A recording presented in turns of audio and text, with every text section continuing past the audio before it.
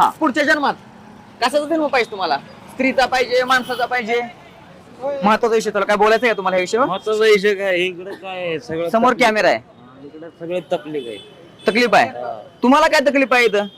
व्यवसाय व्यवसाय महिलांपासून तुम्हाला तकलीफ होती का?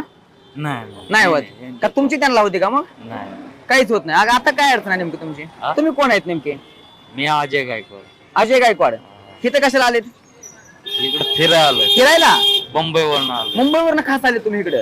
इथं लोक तर व्यवसाय व्यवसाय महिलांकडे येतात, तुम्ही कशाला आले पण तिकडे? मी त्यांच्यापाशी जातच नाही ना. मग काय बघायचं तुम्हाला इथं आता? काय बघायचंय?